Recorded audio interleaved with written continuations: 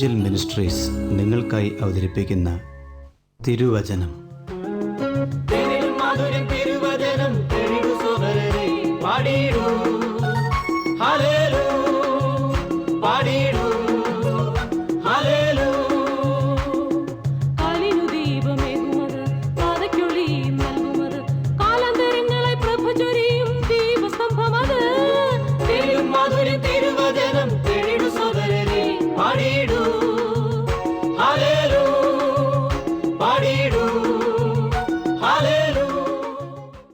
ഇന്ന് നമ്മോട് ദൈവവചനത്തിൽ നിന്ന് സംസാരിക്കുന്നത് സുവിശേഷകൻ ജോർജ് മാത്യു, മുംബൈ. പ്രാർത്ഥനയോടെ ശ്രദ്ധിച്ചാലും. ദൈവനാമം മഹത്വപ്പെടുമാറാകട്ടെ. ഇവാഞ്ചൽ മിനിസ്ട്രീസിലേക്ക് എല്ലാവർക്കും ഒരിക്കൽ കൂടെ സ്വാഗതം. നാം കഴിഞ്ഞ പ്രാവശ്യം ചിന്തിച്ചത് കർത്താവ് ഇത്ര ദോഷം വരുന്ന ഒരു അത്ഭുതം പ്രവർത്തിച്ചതിൻ്റെ പുറകിലെ കാരണങ്ങളാണ്. അതിൻ്റെ ഒരു കാരണം ഞാൻ പറഞ്ഞു, ഈ വലിയ മോബ് അല്ലെങ്കിൽ ഈ വലിയ കൂട്ടത്തെ നിയന്ത്രിക്കുവാൻ വേണ്ടി ആണ് കർത്താവ് അങ്ങനെ ചെയ്തത്. അവരെ നിയന്ത്രിച്ചതിൻ്റെ ഫലമായിട്ടാണ് കർത്താവ് പറഞ്ഞ നിബന്ധനയെ അംഗീകരിച്ചുകൊണ്ട് ഇവർ പൊയ്ക്കൊള്ളട്ടെ എന്ന വാക്കിനെ കേട്ട് അവർ പൂർണ്ണാനുസരണം ഉള്ളവരായി തീർന്നത്.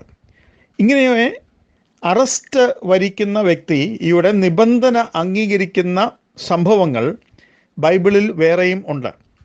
അതിനെക്കുറിച്ച് നിങ്ങൾക്ക് ചിന്തിപ്പാൻ ഒരവസരം തരണം എന്നാണ് ഞാൻ ആഗ്രഹിക്കുന്നത്. അതുകൊണ്ട് അത് ആരാണ് ഏതാണ് എന്ന് ഞാൻ ഇപ്പോൾ പറയുവാൻ ആഗ്രഹിക്കുന്നില്ല.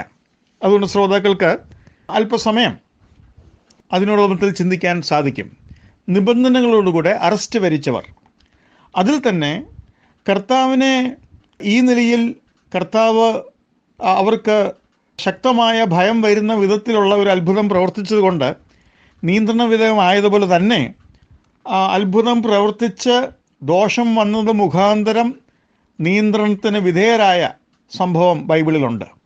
അത് ഓർമ്മ വരുന്നവർക്ക് ഓർമ്മ വരാനും ചിന്തിക്കാനും ധ്യാനിക്കാനും അന്വേഷിക്കാനും ഒക്കെ ഇതൊരു സാഹചര്യമായി തീരട്ടെ എന്ന് ഞാൻ ചിന്തിക്കുകയാണ്. അതുകൊണ്ട് അത് അടുത്ത ക്ലിപ്പിൽ പറയാം. എന്നാൽ ഇത് ഒരു ചോദ്യമായി, ഒരു ചിന്താവിഷയമായി ഇരിക്കട്ടെ എന്ന് ഞാൻ ചിന്തിക്കുകയാണ്.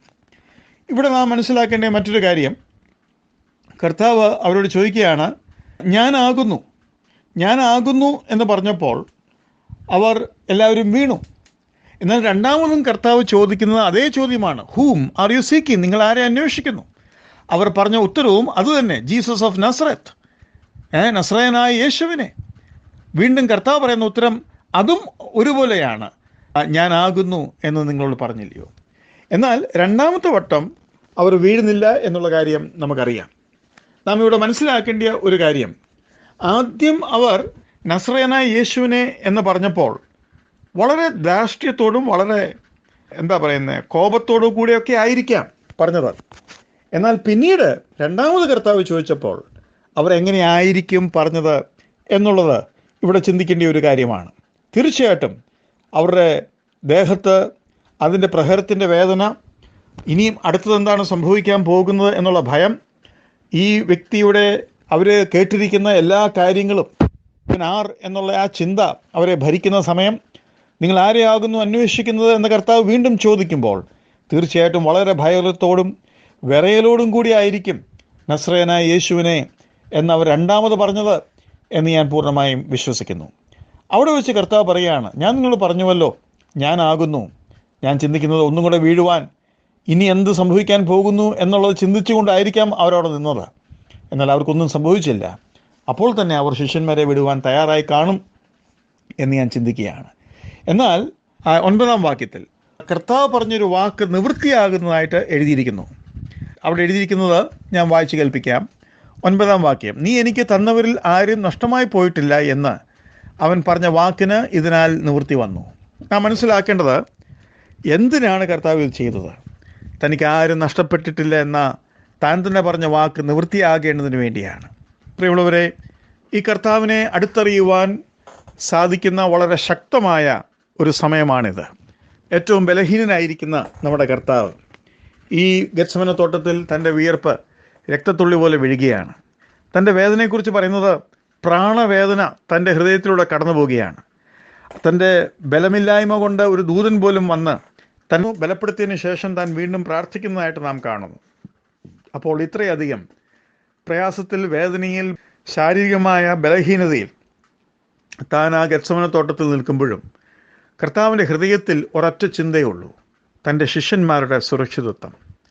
എനിക്ക് പ്രിയമുള്ളവരെ, ഈ കർത്താവിനെ നമുക്ക് പരിചയപ്പെടുവാൻ സാധിക്കുന്നത് ഇങ്ങനെയാണ്.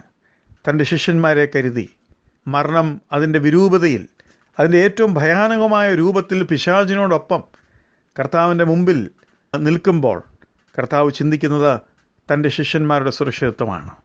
ആ കർത്താവിലാണ് നമ്മൾ ആശ്രയിച്ചിരിക്കുന്നത്. മാറ്റമില്ലാത്ത സ്വഭാവമുള്ള, ഗതിഭേദത്താൽ ആച്ഛാദനമില്ലാത്ത നമ്മുടെ കർത്താവ്. അത് in him there is no shadow of turning എന്നാണ് നമ്മൾ വചനം ധ്യാനിക്കുമ്പോൾ മനസ്സിലാകുന്നത്. ആ മാറാത്ത കർത്താവിൻ്റെ പുറകിൽ പേടിച്ചും ഭയപ്പെട്ടും നിൽക്കുന്ന ശിഷ്യന്മാർക്ക് അവനൊരു പർവ്വതം പോലെ പരിചയമായി നിന്നു എന്ന് നമുക്ക് കാണാനായിട്ട് കഴിയും. ഗത്സമന തോട്ടത്തിലെ ഈ പരിചയെ ആദ്യമായി നാം പരിചയപ്പെടുന്നത് അബ്രഹാമിൻ്റെ അടുക്കൽ വാഗ്ദത്വവുമായി വരുന്ന ദൈവത്തിൽ നിന്നുമാണ്. അവിടെ അബ്രഹാമിനോട് ഉൽപ്പത്തി 15:1 നമ്മൾ വായിക്കുന്നത്, നീ ഭയപ്പെടേണ്ട, ഞാൻ നിൻ്റെ പരിചയമാകുന്നു എന്നാണ്. ഞാൻ നിൻ്റെ പരിചയമാകുന്നു, ഞാൻ നിൻ്റെ അതിമഹത്തായ പ്രതിഫലമാകുന്നു എന്നാണ്. ആ പരിച നമ്മൾ വളരെ ശക്തമായി ജഡത്തിൽ, മാംസത്തിൽ ഇവിടെ ഗത്സമന തോട്ടത്തിൽ കാണുകയാണ്. പ്രിയമുള്ളവരെ, എനിക്ക് പറയാനുള്ളത് ഒന്ന് മാത്രം.